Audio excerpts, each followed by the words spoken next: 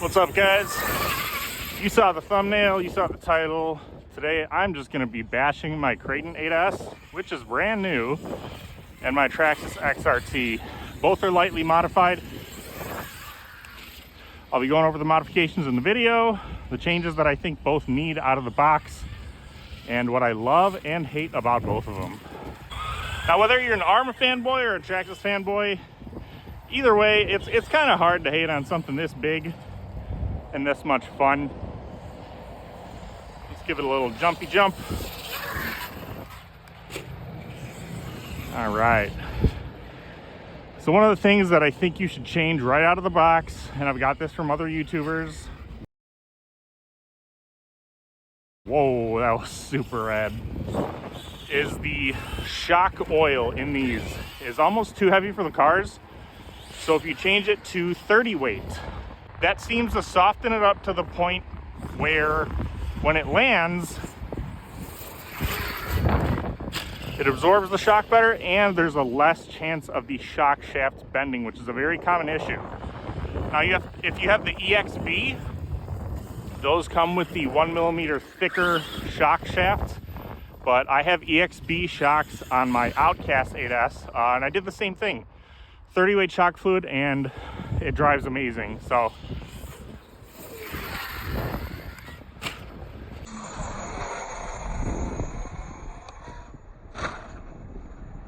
for batteries, I have two Gens Ace 8000 milliamp 100C 4S lipos. They're doing really good. Get a pretty good amount of runtime. Now, the thing about runtime that you just got to factor in, if I'm going to be in this grass field going full throttle like I am right now, I'm not going to get much runtime. I see these in the Facebook groups all the time. People will buy the 11,000 milliamp batteries from Gens Ace, and they get, like, I don't know, not as much runtime as they think. And someone else is like, oh, I get 2 hours of runtime. It's like, you have to realize what people are doing with their cars, you know. Now, another thing that you should just basically plan for, if you plan on bashing the Creighton 8S, kind of like that, is the stock chassis bend very easily. And oh my lord, I think I bent it. This thing is chunky. Yeah, I think I bowed the chassis. That's crazy. So I think that kind of proves my point. Now, Just Bash It RC makes a very, very nice chassis for this rig. They have I'll put them up on the left. They have a 7075 T651 heat treated aluminum chassis, and they also have a 6061 heat treated aluminum chassis. The 6061, I literally said I wasn't gonna do that, and I was, you know, I can't help myself. It's so fun. So the 6061, it's a little bit of a softer metal, and I do work with Kurt of Just Bash It RC, and I went to his shop. We'll be doing a video on that soon, and he showed me the differences between the 6061 and 7075 chassis. The 7075 chassis, when applied enough force, is going to snap, no matter what brand you buy it from. The 6061 chassis will most likely just bend, and you can bend it back, whereas the 7075 is broken at that point. So now I have a 6061 chassis on my Outcast 8S, but that is also a shorter wheelbase. So think about like geometry and math and, you know, all that stuff. The longer something is, the more prone it is to breaking. So I don't mind having the 6061 chassis in my Outcast, but I do have a 7075 chassis that I am going to be running in this thing. And I opted in for the 7075 just because I'm actually going to be doing like the Max 5 800 kV motor, super gnarly setup in this thing. Kind of building it to the hills, just like a lot of other Arrma 8S people do. Now, here's what I hate about the Creighton 8S, okay? You have to spend a pretty good amount of money to be able to bash these things even lightly. Now, if you want to get this and keep it stock and you want to just do what I'm doing right now, rip around the grass, tear it up, have some fun like that, I don't think you need the chassis upgrade. I still would do the 30-weight shock coil. That's a really, really easy change too. But to bash the crap out of these, you know, you got to put a stronger chassis on it. And then when you put a stronger chassis, no matter which brand you get, it's going to add a lot of weight to this thing. So what does that mean?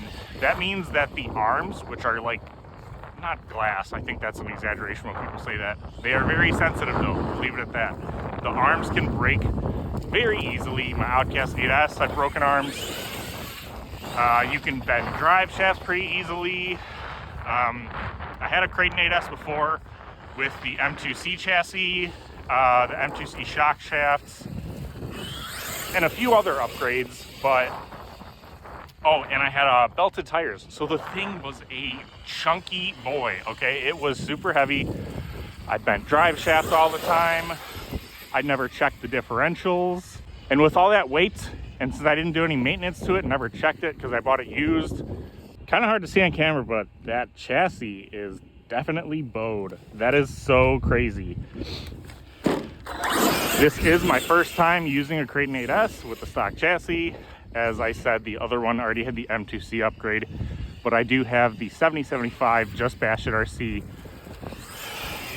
chassis for this thing, and we're going to be installing that.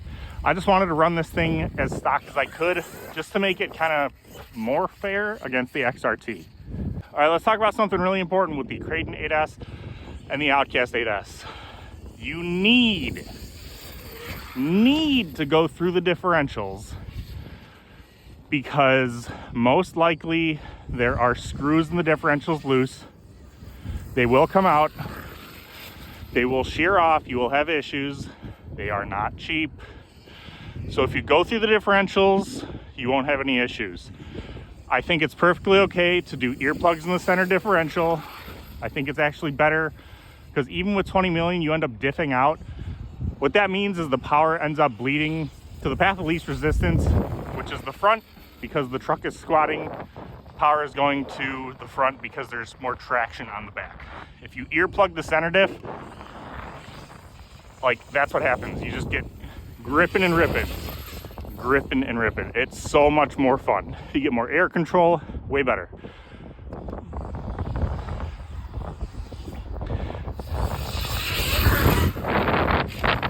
Now, one of the things that I absolutely adore about Arrma, and this is why I'm gonna say it's my personal favorite in this video, I'll spoiler alert it, the Traxxas XRT I think is the better pick.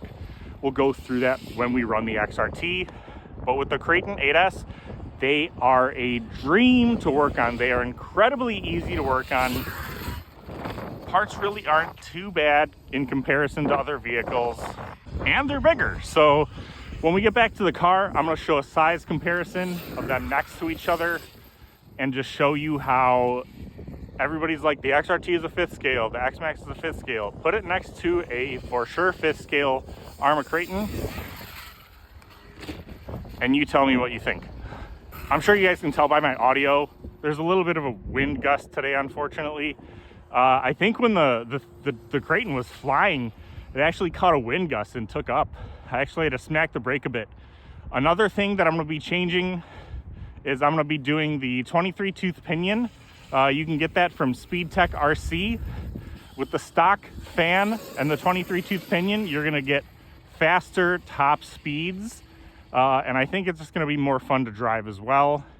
You will get increased motor temps, but the stock fans really aren't too bad for these things.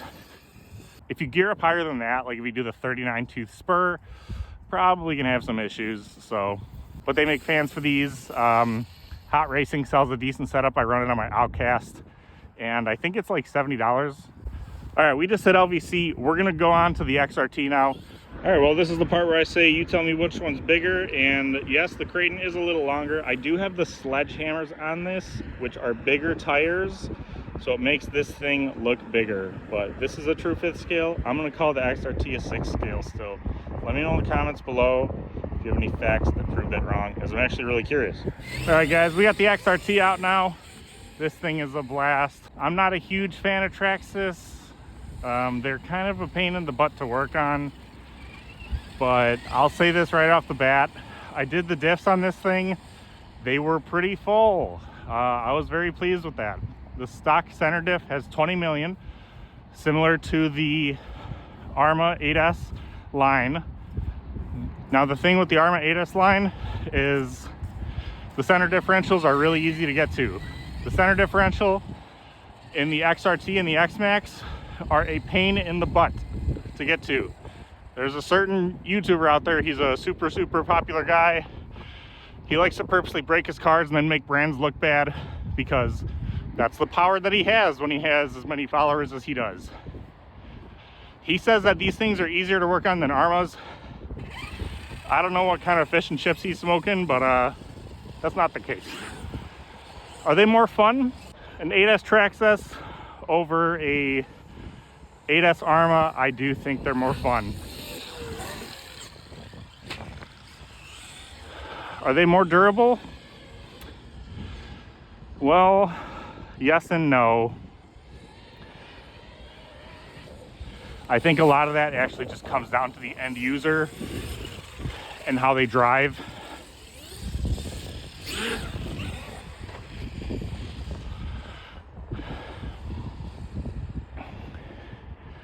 All right, we're gonna do some big air, big air.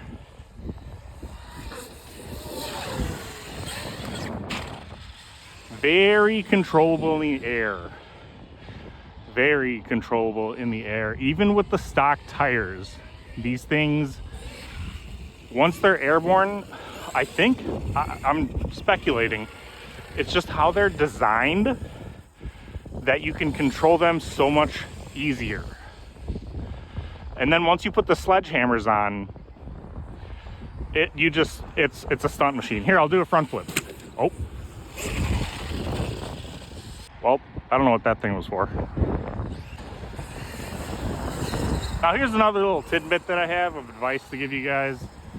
I was going to the hobby store and I bought these sledgehammers when I bought the XRT, and the guy behind the counter was like, oh, you're gonna run those, blah blah blah, you have to gear up or gear down, you have to gear down. And I was like, why? I've seen many other people like throw these on and the truck is fine. He's like, oh, you need to do it, opinion's cheap. And I was like, you know what, he's right, pinion is cheap. So my gearing right now is 18 pinion. I forgot what spur, I think just the stock spur size.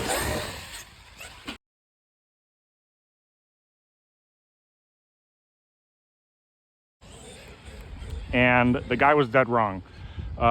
With this gearing, I do not see above 105 degrees on the motor temps, meaning I could have left the stock gear ratios in and been fine even with this taller tire. With a taller tire, generally you want to gear down so you don't overheat the motor, especially with a heavier tire on top of the fact that it's a taller tire.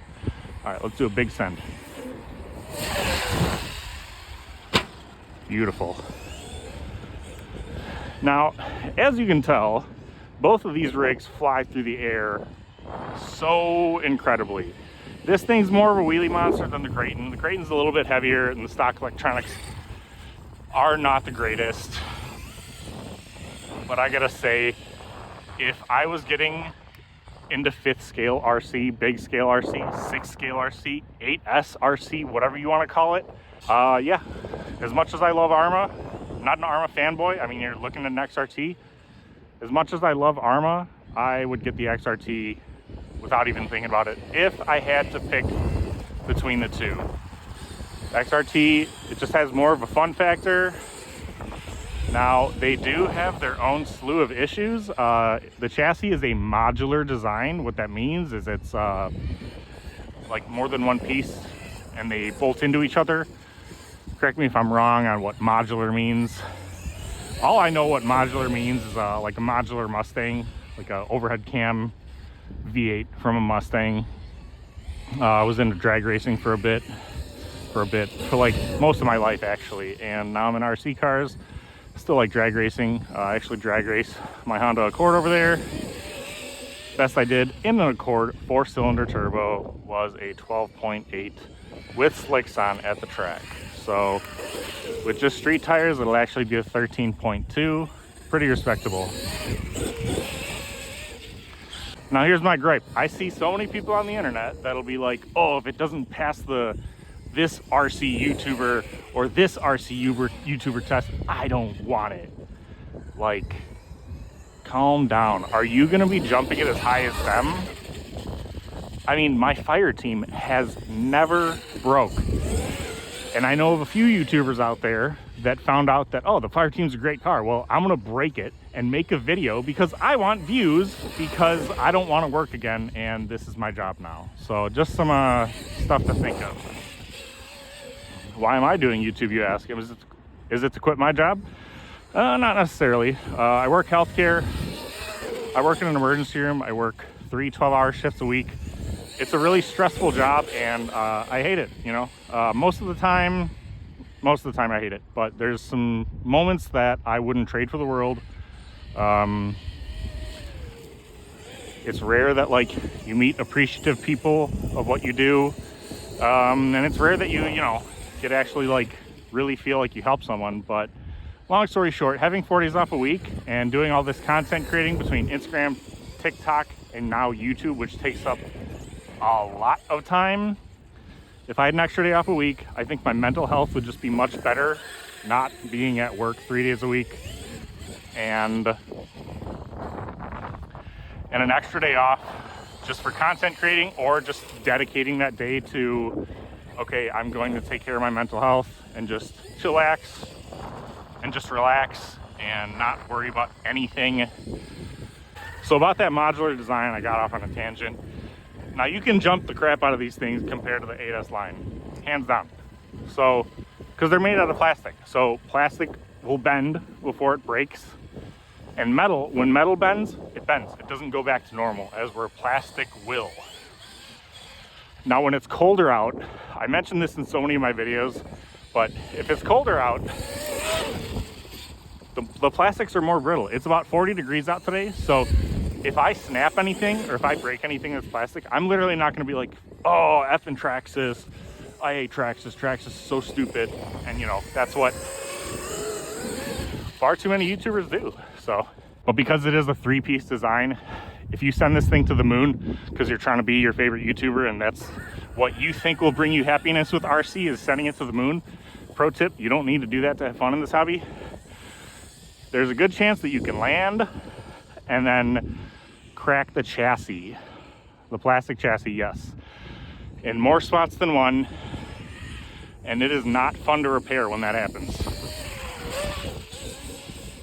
Now in about a month or so, I actually will be giving this car to Just Bash It RC. Kurt, the owner of Just Bash It RC, is going to be designing some stuff for it, and yeah, this car will have the, oh no, this car will have the prototypes on it. Okay, so this is another common 8S Traxxas issue. You can hear, you know what's happening? Either the pinion gear shredded or slipped off. I've been through this before with my X-Max, and I'm gonna say that's what it is. And I had the pinion gear red Loctited on there, so possibly it's a spur. People will say, you know, upgrade to the hardened steel versions. Guess what? They still break. But unfortunately, that's going to be the video for the day, guys, as I don't have the tools on me to fix it, and we are about to be in LVC soon anyways. Got decent runtime though. Had the Gen Z 6800 milliamp batteries in this thing today.